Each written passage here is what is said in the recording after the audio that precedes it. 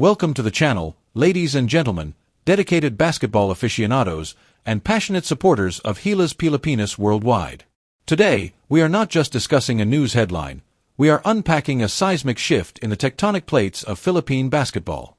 The title that has sent shockwaves through the sports community, dominating timelines and igniting a firestorm of anticipation, reads as follows: Kai Sotto first practice. FIBA knows Kai Sotto's pressure. Gilas game na ngayong September. This is not merely an announcement. It is a declaration of return, a signal flare shot into the night sky of international basketball, illuminating the path forward for a nation whose pulse is inextricably linked to the bouncing of a leather sphere on hardwood. To the untrained eye, a first practice might seem like a mundane occurrence, a routine entry in the daily itinerary of a professional athlete. But within the specific, heavily scrutinized context of Kai Zachary Sotto, a first practice is nothing short of a monumental milestone, a resurrection of hope, and the culmination of a grueling, silent war fought in the shadows of rehabilitation clinics and empty gymnasiums. Let us begin by dissecting the profound gravity of this moment. For nearly a year, the Philippine basketball community has held its collective breath. The anterior cruciate ligament, a crucial band of tissue that stabilizes the knee joint, is the Achilles heel of modern basketball players, but for a man standing 7 feet and 3 inches tall, it is the fundamental pillar upon which his entire athletic architecture is built. When Kai Sotto went down with that devastating ACL injury, it was not just a physical tear. It was a rupture in the timeline of Gilas Pilipinas master plan for the 2027 FIBA Basketball World Cup qualifiers. The road back from such an injury is a labyrinth of physical pain, psychological torment, and relentless, monotonous repetition. It requires a complete teardown and rebuilding of the athlete's kinetic chain. Every muscle must be re-educated. Every joint must be retaught how to bear the immense load of a titan's frame coming down from a rebound or pivoting in the post. Therefore, when we say first practice, we are acknowledging a triumph of sports medicine, personal resilience, and unwavering dedication. This first practice represents the precise moment where medical clearance meets tactical integration. It is the transition from being a patient to being a player once again. He is no longer just lifting weights or doing isolated lateral movements. He is stepping back onto the chaotic, unpredictable battlefield of a 5-on-5 basketball simulation. He is feeling the contact, reading the defensive rotations, and re-establishing the crucial muscle memory required to operate at the elite international level. This single practice session carries the weight of a million expectations, as coaches, trainers, and fans look for the slightest signs of hesitation, the faintest whispers of lingering doubt in his movement. Is the lateral quickness still there? Can he explode off his plant foot? Can he absorb the punishing physical contact from other elite big men without subconsciously protecting the surgically repaired knee? These are the existential questions that this first practice begins to answer. But the headline does not stop there. It boldly proclaims, FIBA knows Kai Sotto's pressure.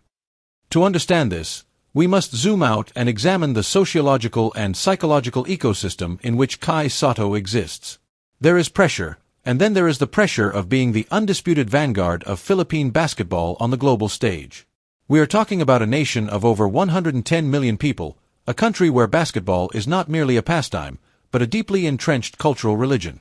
In the Philippines, basketball courts are ubiquitous, found in the most remote barangays and the most congested urban metropolises. The sport is woven into the very fabric of daily life. For decades, the Philippines has produced lightning-fast guards, high-flying forwards, and fiercely competitive teams characterized by the legendary puso or heart. Yet, the eternal holy grail, the missing evolutionary link required to truly conquer the international giants, has always been size. Enter Kai Sotto.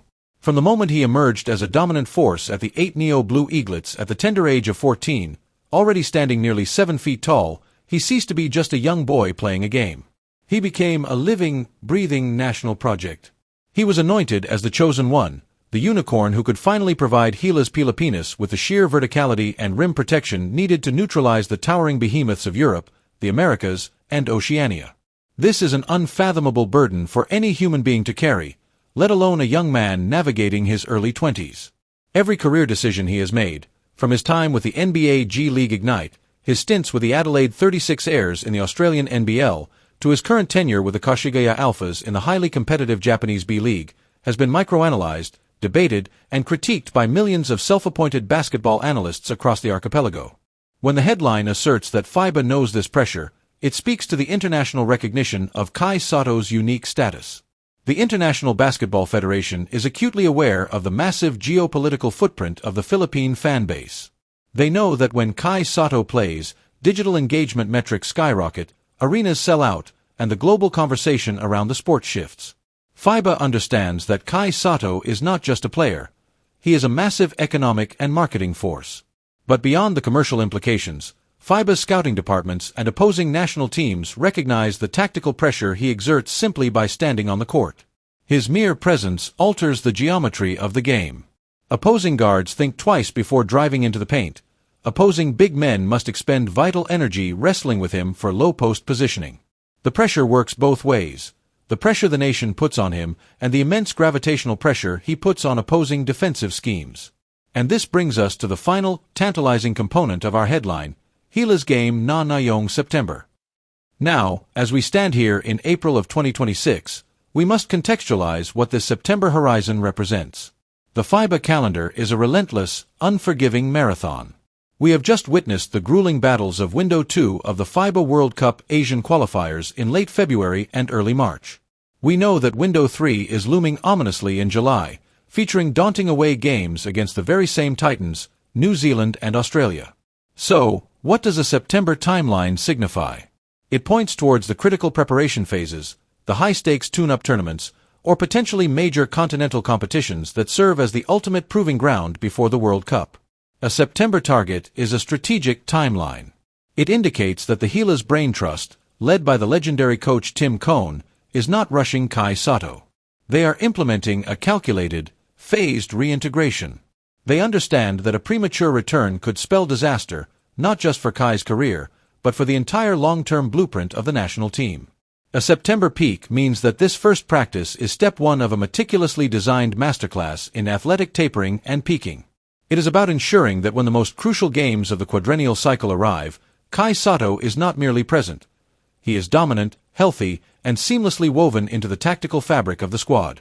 This entire narrative, the injury, the agonizing weight, the immense pressure, the strategic international implications, and the timeline of return, is a modern-day sports epic. It is a story of human fragility confronting superhuman expectations. It is about a nation's collective yearning for global validation channeled through the long limbs of a young prodigy. As we prepare to dive deeper into the tactical and historical implications of this news, I implore you to understand that we are witnessing history in real time. The return of Kai Sotto is not just a roster update, it is a paradigm shift. Having established the massive stakes and the emotional resonance of Kai Sotto's return to the practice facility, we must now transition from the macro-level hype to the micro-level tactical reality. To truly appreciate the value of his return, we must first conduct a thorough, unflinching autopsy of what Gilas Pilipinas looked like in his absence. We need to look no further than the recently concluded Window 2 of the 2027 FIBA Basketball World Cup Asian qualifiers, a brutal two-game stretch in February and March of 2026 that served as a harsh reality check for the national program. Let us analyze the tactical landscape of those two games against the Tall Blacks of New Zealand and the Boomers of Australia. These are not merely basketball teams, they are physical institutions. Following the merger of the FIBA Asia and FIBA Oceania zones, the path to the World Cup for any Asian nation now goes directly through the bruising, highly physical, incredibly disciplined brand of basketball perfected by the Australians and the New Zealanders. In Window 2, held at the SM Mall of Asia Arena, Gilas Pilipinas felt the full brunt of this reality. First, let us examine the heartbreaking 66-69 loss to New Zealand. This was a game of incredibly tight margins, a defensive slugfest where every single possession was contested with ferocity. Coach Tim Cohn, a masterful tactician known for his defensive architecture, managed to turn the game into a grind. Holding a potent New Zealand offense to just 69 points is a monumental achievement in modern international basketball. However, the offense stagnated, managing only 66 points. Why? Because the half-court execution lacked the ultimate release valve. In international play, when offensive sets break down, when the shot clock dwindles, a team needs a player who can generate high-percentage shots out of nothing. Without Kai Sotto, the geometry of the Philippine offense was flattened. Consider the personnel Coach Cohn had at his disposal. He had the six-time PBA MVP June Mar Fajardo, the formidable AJ Edu, and the hard-working Quinton Milora-Brown. These are exceptional talents, but they operate differently than Sotto. Fajardo is a massive traditional low-post presence, but international defenses often swarm him, and he does not possess the same elite verticality to catch lob passes above the rim over a collapsing defense. AJ Edu is a magnificent defensive anchor and a relentless rebounder, but he is still developing his offensive repertoire.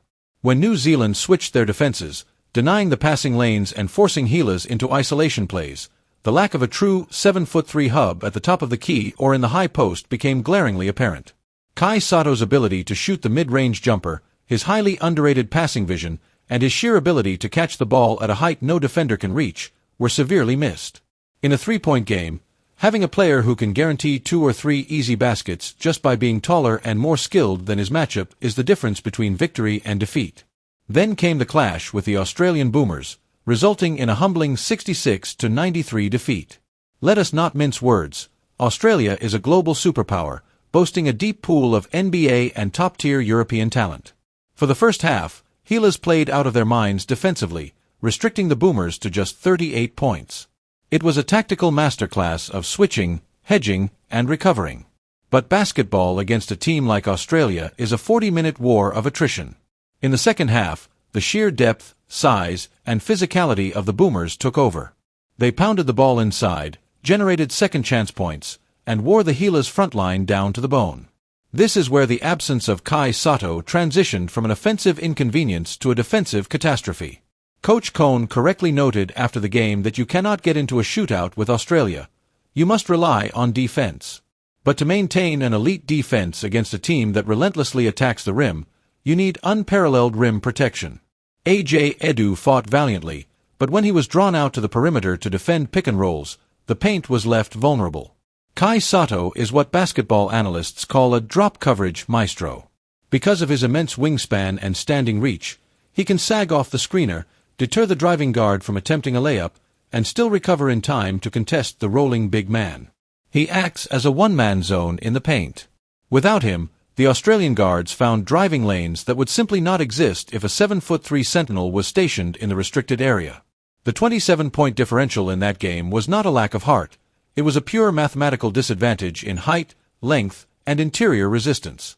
Now, let us examine the psychological and tactical mindset of Coach Tim Cohn in the wake of these results. Coach Cohn is a pragmatic genius. He explicitly stated, "We're hoping Kai will get back to us at some point. He's another factor, without a doubt, and we'd love to have him. But as long as he's not here, we can't cry about it. We just have to keep moving forward." This stoic approach was necessary for Window 2, but make no mistake, Tim Cohn's optimal offensive and defensive systems are infinitely more dangerous with Kai Sotto on the floor. Cohn's system, heavily influenced by the principles of the triangle offense but modernized for the pace and space of current FIBA play, requires big men who are not just screen setters, but elite decision-makers. Kai Sotto's evolution in the Japanese B-League has specifically enhanced these skills. Playing for the Hiroshima Dragonflies, the Yokohama B Corsairs, and now the Kashigaya Alphas, Sotto has been forced to adapt to a league that features blazing fast guards and incredibly complex, high IQ offensive sets. He has improved his ability to read the floor from the elbow, execute dribble handoffs flawlessly, and make the critical high-low pass.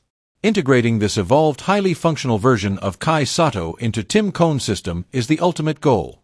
When Kai Sotto is fully integrated, the synergy with the rest of the roster becomes terrifying for opponents.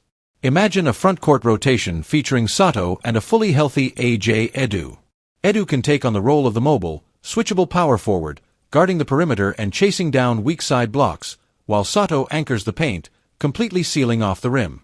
This allows the Gilas perimeter defenders, the likes of Dwight Ramos, Scotty Thompson, and Chris Newsom, to play with absolute hyper-aggression on the perimeter. They can gamble for steals, jump passing lanes, and heavily pressure the opposing ball handlers, knowing that if they get beaten off the dribble, they have a 7'3" eraser waiting in the paint to clean up their mistakes. This defensive safety net completely changes the psychological disposition of the entire team. Furthermore, let us discuss the offensive spacing. In the modern game, spacing is oxygen. When June-Mar Fajardo is on the floor, he requires a massive amount of real estate in the low block. Opposing teams crowd the paint. But Sotto has demonstrated a highly capable outside stroke. If Sotto can consistently hit the trail three-pointer or the pick-and-pop jumper, he forces the opposing team's heaviest rim protector to step out all the way to the three-point line. The moment that happens, the entire middle of the floor opens up like the Red Sea. Suddenly, the driving lanes for the explosive Gilas guards are wide open. The geometry of the court expands exponentially. We must also delve into the brutal reality of the rehabilitation process itself to understand why this integration must be handled with surgical precision. An ACL tear is not a linear recovery. It is a roller coaster of physical milestones and mental hurdles. When a player of Sotto's immense proportions undergoes ACL reconstruction, the graft, whether it is from his own patellar tendon, hamstring, or a donor, must undergo a process called ligamentization, where the body slowly turns the grafted tissue into a new ligament. This process takes months, and even when the knee is structurally sound, the surrounding musculature, the quadriceps, the hamstrings, the calves, must be rebuilt to perfectly balance the joint. For a 7'3" player weighing over 230 pounds, the sheer force generated every time he lands from a jump is staggering. The kinetic energy travels from the hardwood, through the ankle, and directly into the knee. If the biomechanics are even slightly off, if there is a fractional imbalance in his strength, it can lead to compensatory injuries in the other leg, the hips, or the lower back. This is why the news of his first practice is so heavily caveated by the need for patience.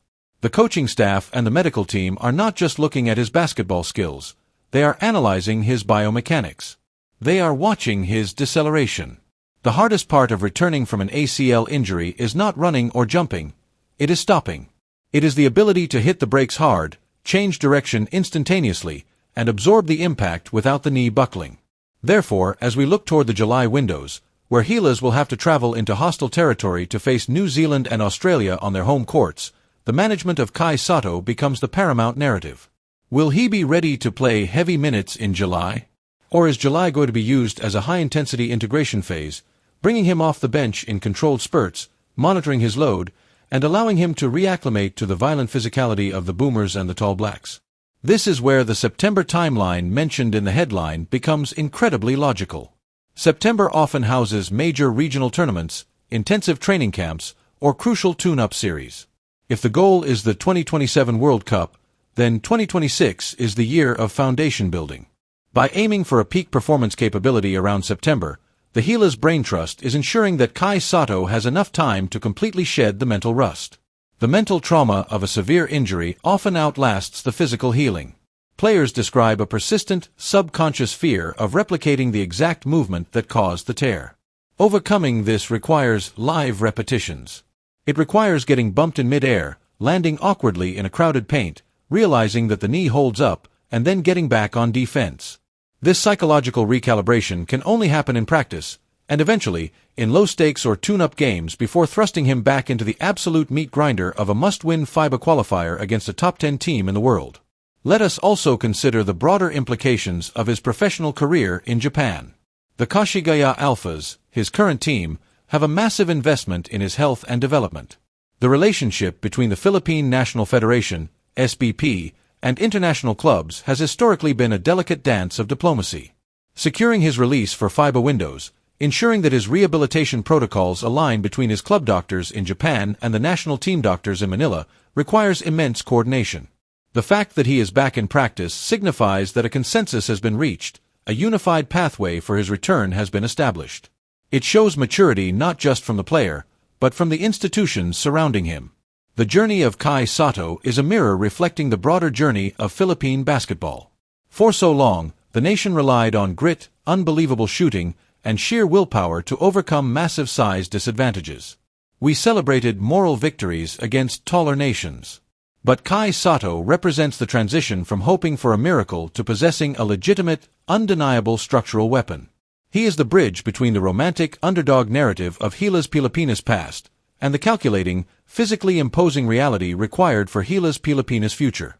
As we analyze this return, we must also acknowledge the growth of the players around him. In his absence, players like A.J. Edu, Carl Tamayo, and Kevin Kiambao have been forced to shoulder heavier burdens, accelerating their own development on the international stage. When Kai returns, he is not returning to the same team he left. He is returning to a battle-hardened squad that has learned to survive in the trenches without their biggest gun. The integration of Sotto into this newly forged, highly resilient group creates a tantalizing prospect. It is no longer just Kai Sotto and the others. It is a comprehensive, multi-dimensional team where Sotto can be the ultimate force multiplier rather than the sole savior. This is the deep, granular reality behind the clickbait titles and the viral social media posts. The first practice is the opening note of a symphony that has been delayed for a year. The pressure from FIBA and the fans is the acoustic chamber that will amplify every move he makes. And the timeline stretching toward September and beyond is the sheet music that Coach Tim Cohn is meticulously composing. The anticipation is entirely justified, but it must be tempered with an understanding of the profound physiological and tactical complexities involved in bringing a 7'3" giant back from the brink of athletic mortality. As we draw this extensive, comprehensive analysis to a close, we must take a moment to synthesize the vast array of information, history, and tactical nuance we have discussed today. The headline that brought us here, Kai Sotto's first practice, the immense pressure acknowledged by FIBA, and the looming games extending toward September, is far more than a fleeting moment in the 24-hour sports news cycle. It is a pivotal chapter in an ongoing, multi-generational saga of a nation's quest for basketball immortality. We have traversed the dark, arduous valleys of his ACL rehabilitation, understanding the microscopic biomechanical challenges that a 7'3" frame must overcome to simply stop and pivot on a hardwood floor. We have autopsied the recent battles of Gilas Pilipinas, witnessing firsthand how the absence of an elite rim protector and vertical spacer left the team vulnerable against the brutal efficiency of the Australian Boomers and the suffocating defense of the New Zealand Tall Blacks. We have looked inside the mind of Coach Tim Cohn, analyzing how Sotto's eventual reintegration will act as the ultimate skeleton key, unlocking the full, terrifying potential of both the offensive spacing and the defensive drop coverage schemes. But beyond the X's and O's, beyond the medical charts and the FIBA rankings, this story demands something profound from us, the audience. It demands the architecture of patience. For years, the Filipino basketball fan has been conditioned to seek immediate salvation. We have placed the weight of 100 million dreams onto the shoulders of a young man, expecting him to single-handedly slay the dragons of international basketball. The injury was a harsh, agonizing reminder of his humanity, of the fragile nature of ligaments and bone, regardless of how much national pride is invested in them. This first practice is a beacon of hope, absolutely. It is a testament to Kai Sotto's incredible willpower, his refusal to be defined by a catastrophic setback, and his unwavering commitment to the flag. However, we must not let our hunger for victory override our understanding of the athletic process. As he steps back onto the court, there will be rust. There will be missed assignments, blown rotations, and moments where the mind tells the body to move, but the surgically repaired knee hesitates for a fraction of a second. This is not failure. This is the necessary, ugly friction of healing. The pressure from FIBA, the glaring spotlight of the international media, and the relentless expectations of the fans must be transformed from a crushing burden into a pillar of support. When Gilas Pilipinas takes the floor in the upcoming July windows, and as they prepare for the September horizons and beyond, our support must be unconditional, not conditional on immediate dominance. We must celebrate the small victories, a hard closeout without hesitation, a solid screen set with full power, a confident landing after a contested rebound. These micro-moments are the building blocks of a full recovery. The 2027 FIBA Basketball World Cup is the ultimate destination, but the journey through 2026 is where the true character of this team and this player will be forged. Kai Sotto's return is not the end of the story. It is the beginning of the most critical phase of his career. He is transitioning from a young prodigy loaded with potential into a battle-tested veteran who has looked athletic mortality in the eye and returned to tell the tale. Let this news of his first practice serve as a rallying cry, not just for excitement, but for an enlightened, mature brand of fandom. Let us trust in the medical staff who have guided him through the darkness. Let us trust in the tactical genius of Coach Tim Cohn to deploy him when the time is precisely right.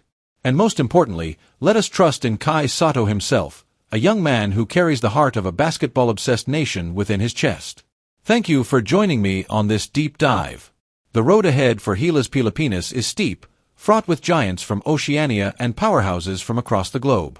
But with their ultimate defensive anchor slowly returning to his post, the geometry of the court is changing, and the hopes of a nation are rising once again. Keep your eyes on the court, respect the process of recovery, and as always, Laban Pilipinas. We will continue to monitor every development, every practice update, and every tactical shift as we march toward the critical windows ahead. Until next time, stay passionate, stay informed, and keep the faith.